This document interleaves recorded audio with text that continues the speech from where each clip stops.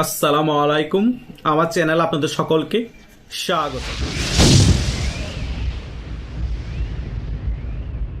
5 আগস্টের পরবর্তী সময় এই সকল টোকাই সমন্বয়করা যখন ডক্টর ইউনূসের সাহায্য সহযোগিতা নিয়ে এনসিপি দল গঠন করে, তখন আমরা অনেক ইউটিউবারেই বলেছিলাম এই এনসিপি দলটা হচ্ছে সম্পূর্ণরূপে জামাতের বি টিম। তখন তারা এই কথাগুলোর কাউন্টার দেওয়ার জন্য তারা জনগণকে বোঝানোর চেষ্টা করছে আমরা জামাতের কোনো বি টিম না, আমরা জামাতের মতাদর্শকে পছন্দ করি না, আমরা আমাদের মতাদর্শ নিয়ে চলি। তারা কিছুদিন পরে জামাতকে নিয়ে সমালোচনা শুরু করে, কিন্তু তারপরও আমি কনফার্মলি বলেছিলাম এটা একটা তাদের নাটক, তারা টুইন পলিটিক্স করছে। কথা বুঝতে পেরেছেন? এখন কিন্তু সকল কিছু ক্লিয়ার হয়ে গিয়েছে। শেষ পর্যন্ত যখন তারেক যে দেশে আসলো, তারা কিন্তু তাদের সে আপন ঘরে ফিরে গিয়েছে, তাদের বাবার কাছে তারা ফিরে গিয়েছে। তারা এখন জামাতের সাথে জোট করে ফেলেছে। জামাতের সাথে জোট করা আর জামাত ইসলামী সাথে রাজনীতি করা একই কথা, কারণ তারা মানে জামাত ইসলাম, জামাত ইসলামী মানে এই এনসিপি। জোট মোট না, তারা তাদের ঘরে ফিরে গিয়েছে। এখন জনগণের কাছে ক্লিয়ার করে দিয়েছে আমরা আসলে জামাত ইসলাম, জাস্ট এনসিপিটা সাইনবোর্ড ছিল আপনাদেরকে গুমরা করানোর জন্য। এবং হাদিকে যে তারাই হত্যা করেছে সেটাও মোটামুটি এখন আর কোনো কিছু ক্লিয়ার করা লাগবে না, আমাদের সকল কিছু এখন ক্লিয়ার হয়ে গিয়েছে। কারণ একটি ভিডিও বার্তার মাধ্যমে হাদির বড় ভাই সকল কিছু ক্লিয়ার করে দিয়েছে। হাদির বড় ভাই ক্লিয়ার করে বলেছে যে হাদি হত্যার পিছনে এই সরকারের ষড়যন্ত্র আছে। তিনি ভয়ে তো ডাইরেক্টলি বলতে পারতেছে না এই জামাত ইসলামী এবং এনসিপির ষড়যন্ত্র আছে। এই হাদিকে হত্যা করেই তারা রাজনৈতিক ফায়দা লুটতে চেয়েছে। একে তো ইন্ডিয়া বিদ্বেষ ছড়াতে চেয়েছে, দ্বিতীয়ত আওয়ামী লীগের উপর দোষারোপ করতে চেয়েছে, তৃতীয়ত বিএমপিকে ব্লেম গেম দিতে চেয়েছে। এক দিলে তিন পাখি, কিন্তু যেটা চেয়েছে তারা সেটা করতে পারেনি। জাস্ট জানাজাটা তারা তাদের সকল কর্মীদেরকে টাকা দিয়ে ঢাকায় এনে বুঝাতে চেয়েছে দেখেন হাদির কি জনপ্রিয়তা, হাদি একজন বিপ্লবী। সেটাতে তারা সফল হয়েছে, কিন্তু অন্যান্য বিষয়গুলোতে তারা সফল হয়নি। শেষমেশ তারা এখন একত্রিত হয়ে নির্বাচনে যেতে বাধ্য হচ্ছে, কারণ তারা বুঝতে পেরেছে এভাবে করে টুইন পলিটিক্স করে জনগণকে গুমরা করে লাভ নেই। জনগণ বুঝে গিয়েছে এনসিপি আর জামাত ইসলামী মুদ্রার এপিটপি। তাই আমরা একত্রিত হয়ে নির্বাচন করি, অন্তত আমাদের মধ্যে কয়েকজন এমপি হবে, আর জামাত ইসলামী শিবির যারা নামে আছে তাদের মধ্যে থেকে কিছু এমপি হবে, অন্তত বিএনপির সাথে ফাইট ব্যাকটা দিতে পারবো।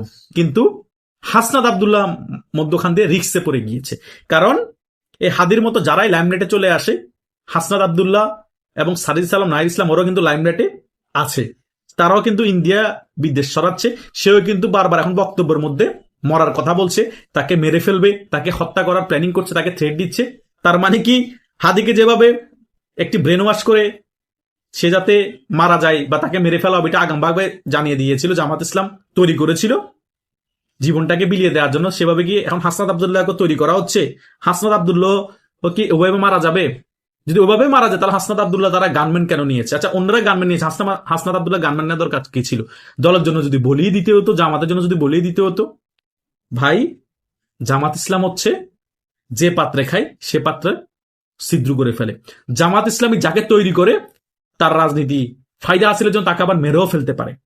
হয়তোবা কনভিন্স হয়ে সে মারা গেলে সেটা ভিন্ন বিষয়, যদি কনভিন্স হয়ে মারা না যায়, সে যদি নিজেকে সেভ করতে চেষ্টা করে তখন কিন্তু অন্য পারপাসে তাকে মেরে ফেলে।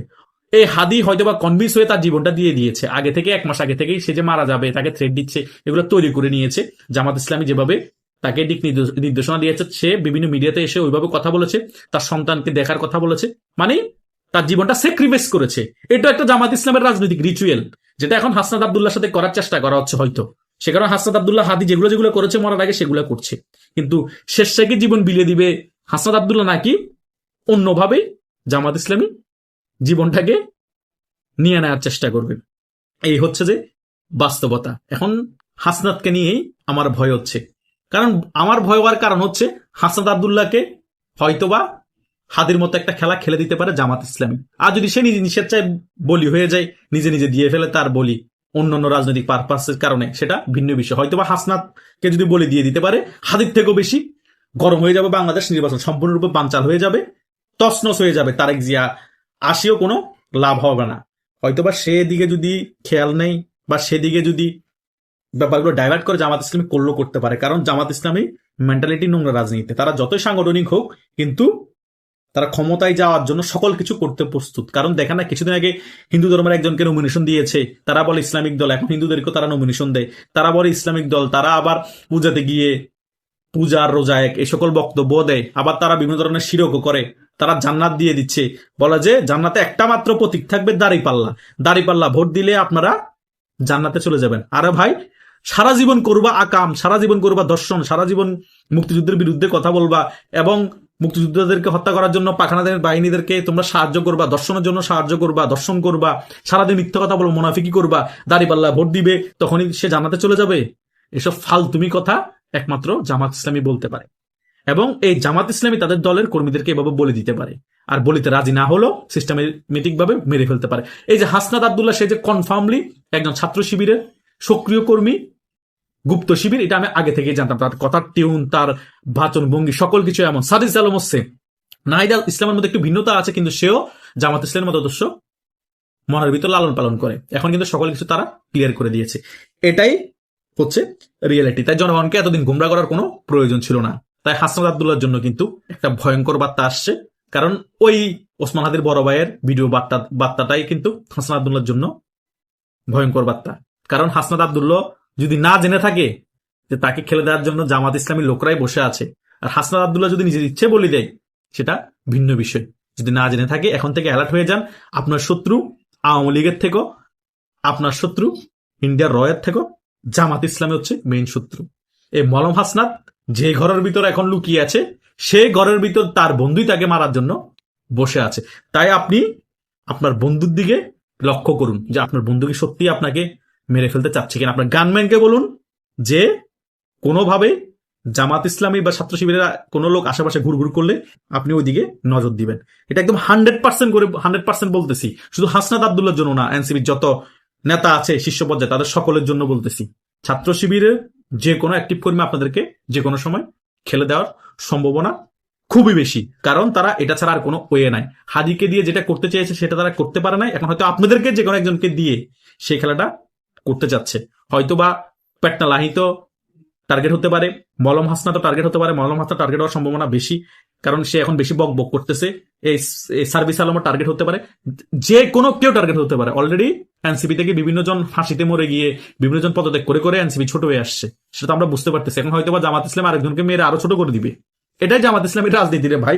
জামাত ইসলামীর রাজনীতির ট্যাপের মধ্যে যে পড়ে গিয়েছে, সে বাইরেও তো পারে না, থাকতেও পারে না। থাকলে একেবারে জি হুজুর হা হুজুর করে থাকতে হয়। তাদের মনের কোনো বাসনা নাই, তাদের মনের কোনো কথা থাকতে পারবে না। তারা যেভাবে ডিরেকশন দিবে সেভাবে চলতে হবে, তারা যেটা চাবে সেটাই করতে হবে। তারা একটা মিলিটেন্ট বাহিনীর মতো রাজনীতিটা করে। তারা দেখতে রাজনীতি করে বুঝায়, কিন্তু তারা একটা মিলিটেন্ট বাহিনীর মতো। এটাই হচ্ছে জামাতের আসল চরিত্র। তাই হাসনাত আব্দুল্লাহ এখন থেকে সচেতন হয়ে যান, আপনার গানম্যানকেও সচেতন করে দেন, ছাত্র শিবিরের লোকরা যাতে আপনার আশেপাশে ঘুরঘুর করতে না পারে। কারণ সবসময় মাথা রাখবেন, নিজের কাছের মানুষটাই সবচেয়ে বড় ক্ষতিটা করতে পারে। কেন করতে পারে? সে সবসময় কাছে থাকতে পারে, তাকে বিশ্বাস করে না করে মানুষ, বা তাকে বিশ্বস্ত মনে করে, সেই কারণে বড় ক্ষতিটা করতে পারে। তাই আপনি যাদেরকে এখন কাছের মানুষ মনে করতেছেন, যাদের সাথে জোট করছেন আপনাকে এমপি হবে, তারাই আপনাকে খেলে দেওয়ার জন্য বসে আছে, যে কোনো মুহূর্তে খেলে দিতে পারে। তাই ফুটবলে লাথি খাওয়ার আগে আরো কেয়ারফুল হয়ে যান।